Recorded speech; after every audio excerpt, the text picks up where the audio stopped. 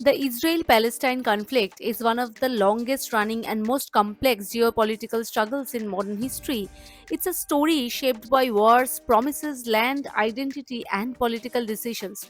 Today, let's understand this conflict from a neutral, historical perspective without taking sides or diving into religion. Before the 20th century, the landmass now known as Israel and Palestine was part of the Ottoman Empire back then.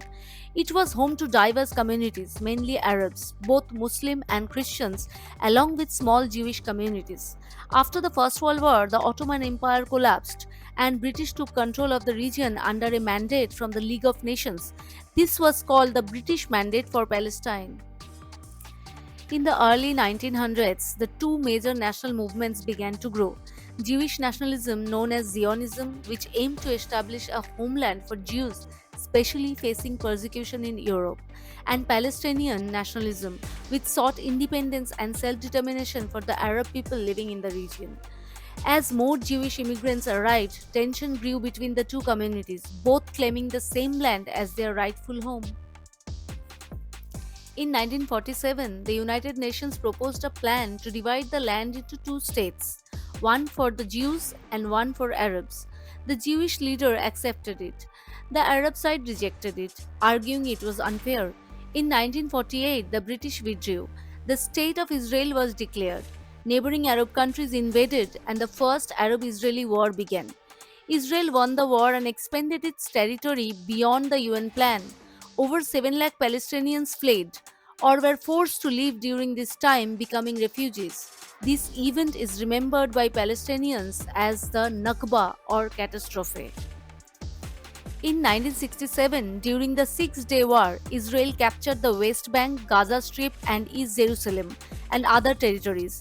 These areas are still at the heart of the conflict today. The West Bank and Gaza were supposed to be part of the future Palestinian state. However, over the years, Israeli settlements were built in some of these areas, which many countries consider illegal under the international law. Palestinians see this as land being taken away. Israel sees it as a security measure and a return to the historical areas. Many attempts have been made for peace. Oslo Accords, Camp David talks, US resolutions, but none have led to a lasting solution. Key issues remain unresolved. Who controls Jerusalem? What happens to the Palestinian refugees? What borders should exist? Should there be two states or one? Violence, fear, political divisions, and mutual distrust have made peace very difficult. Extremism and attacks from both sides have only made things worse over time. At its core, this is not just a fight over land, it's about identity, history, and a future that.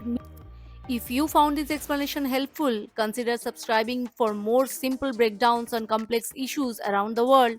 Let's stay curious, stay informed, and stay kind.